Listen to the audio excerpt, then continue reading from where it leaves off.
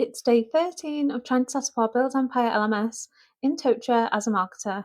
And at this point, the LMS is real, we've got courses built, we have structure in place, and it's starting to feel like an actual learning platform. But here's the honest bit, we don't really have live learner data yet. So instead of analysing what's happening, today is going to be more around deciding how engagement should work before we scale it. So engagement is what determines whether your LMS actually gets used, because it doesn't matter how good your courses are, if learners don't start them, don't come back, or don't finish them, then nothing really works. And this isn't just theory, it's a real workplace issue. Research from Gallup shows that around 20% of employees globally are engaged at work. So most people naturally aren't engaged even before training comes into the picture, which means if your LMS doesn't actively support attention and momentum, people will just disengage by default. So, what do you think causes most LMS drop offs? I've started to realise this while building our first course, that people don't behave in neat steps. They start a course, they stop, they forget where they are, they lose momentum. So, engagement isn't just about features, it's more about designing for behaviour.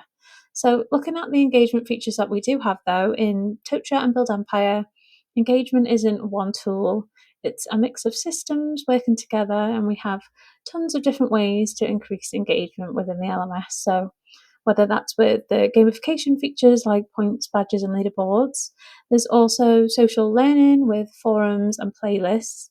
And then you can make content more engaging through H5P, video, or other interactive content.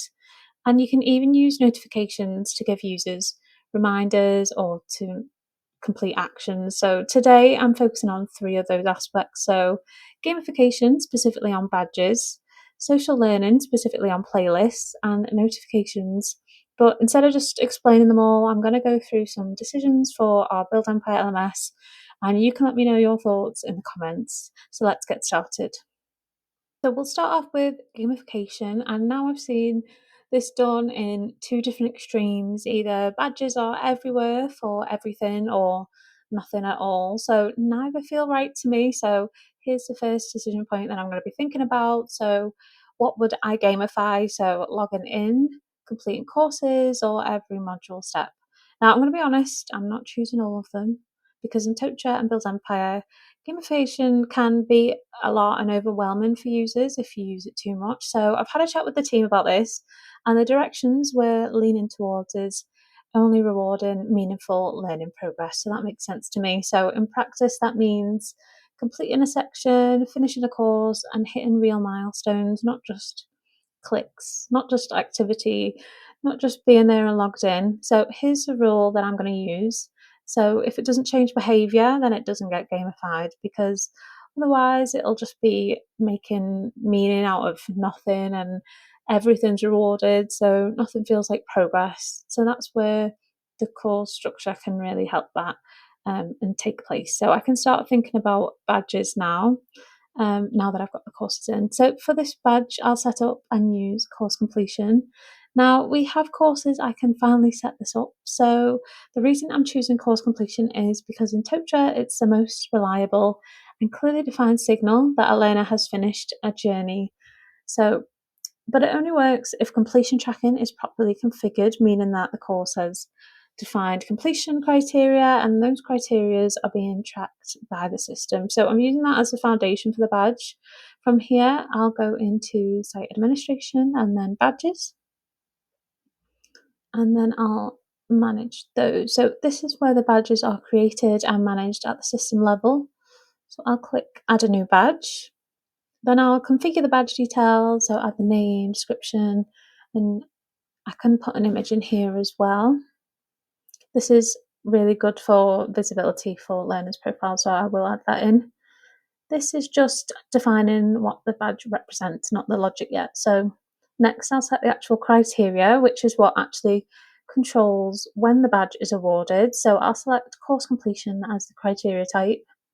Now then I can choose a specific course, so I want to do the addition course as a completion requirement. So the logic is explicitly, so when this course is marked as complete in Tocha, the badge is awarded. So This is tied directly to the course completion settings. So if completion tracking isn't configured correctly, then it's not going to work. The badge will not trigger. So I need to double check those. So once that's set, I'll enable automatic awarding through the badge criteria configuration. So there's no manual work needed. Once the system records completion, the badge is issued automatically. So that's really great and handy. Then I set the badge to be visible so learners can see it once it's been awarded. Typically, it'll go through the profile or achievement areas depending on how your site is configured. So that's it for setting up badges. No extra triggers, no additional layers, just one clear rule tied to one clear outcome. Because the principle that I want to keep coming back to is that I'm not trying to gamify every single thing. I'm just making a single moment that actually matters in a learning journey when someone completes the course. So in this system, that moment doesn't just sit in a log, it gets recognised quietly but intentionally. Now, moving on to social learning, this is one that I think will actually work really well for us as a team because we're quite a social bunch. Even though we're remote, there's always conversations happening in a room, always someone sharing ideas, linking things together, or pulling in context from different projects. So it makes sense to bring that behaviour into the LMS rather than keep it separate. But I've already covered forums in a previous episode, and those are now live inside the courses. So we've got structured discussion layer already in practice, but now I want to build on that with something that's a bit more ongoing. So with the playlist, basically. So I'm going to go into the Your Library section because that's where the playlists are managed. I think playlists are great for shared learning that keeps going on outside the course and it can be more broad. So I'll create a new playlist here. First thing I want to do is give it a clear focus because, like I said, if it's too broad, it loses value quickly. So instead of something generic, I can anchor it around something that the team will actually care about and contribute. Something like Build Empire product learning or team learning and feature updates. Then I can set the visibility here, and this is where it gets interesting because this is where I can decide how social I actually want this playlist to be. And in Tocha, these playlists can be private, shared, or open across the whole organization. For this, I want it to be shared because the point of it is that it isn't just about personal learning, it's about being collaborative. It's an informal way for our team to share their thoughts and resources. So that would be a great addition to our LMS. So this would have content added into it. And again, I do want to be quite intentional here. I don't want to turn it into a dumping ground of all different resources that overwhelm anyone new looking at it as well. So I only want to include things that actually support ongoing learning behaviour, useful resources that people come back to, relevant learning assets, and anything that connects different parts of what we're building in Build Empire. So not everything is getting added here. So once it's set up, I'm hoping it'll feel like less like a content folder and more like a shared space. But as you can see here, setting it up, I can add those resources whenever I have them. I think that's great. So it fits how we already work anyway. You know, it's all structured, but it's inside the system now. And that's really what I'm trying to do here. Forums handle structured conversations inside learning, whereas playlists can complement that and extend that into shared ongoing learning outside of courses because the team, as I said, are already quite social. So yeah, basically it doesn't just force the behaviour, it supports it. Now, moving on to notifications, this is one I think is actually more powerful than people realise because the LMS doesn't sit in front of learners all day. So, this is basically how we bring people back in.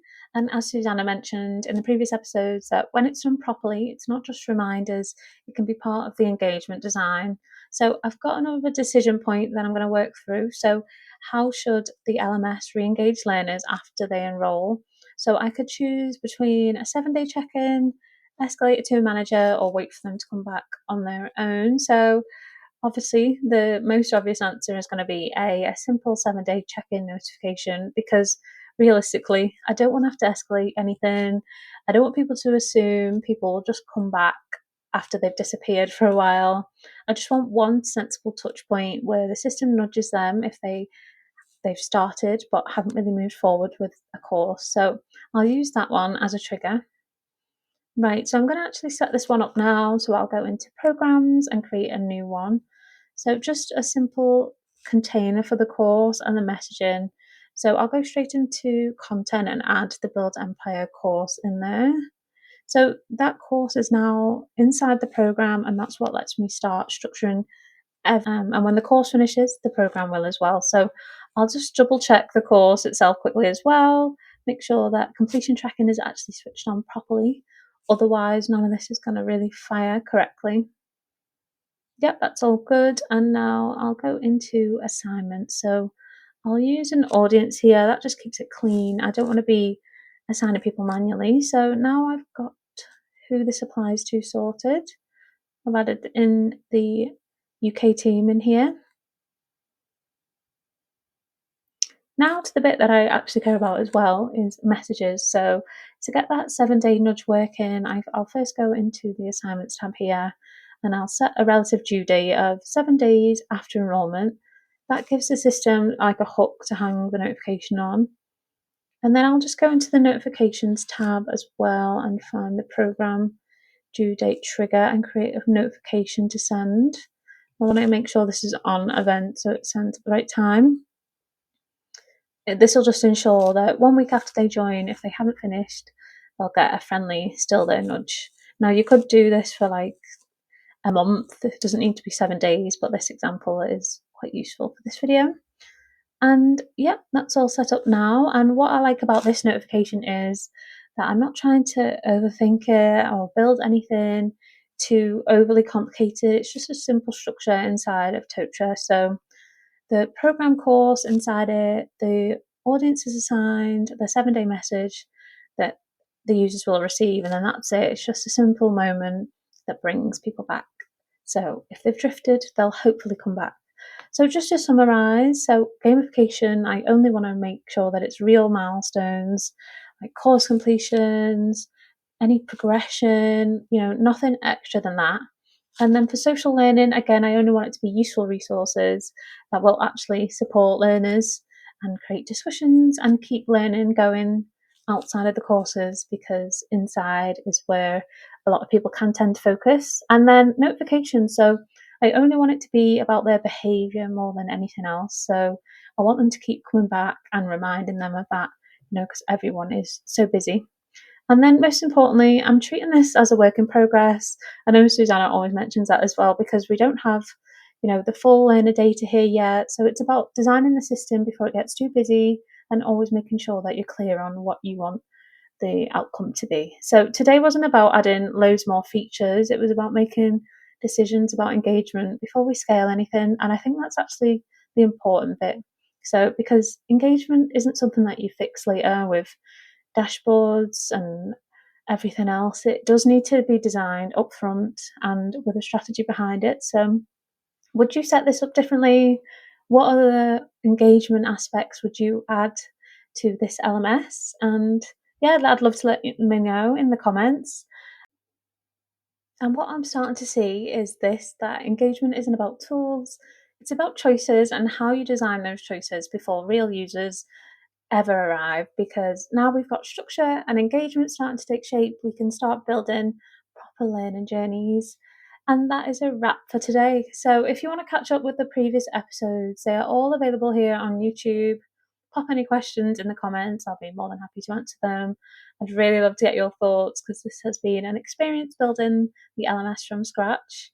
And yeah, please like it as well if you did enjoy this series, so I know if I should do any more episodes. But as it stands, this will be the last one for now. So thank you for following along, and I hope you enjoyed it.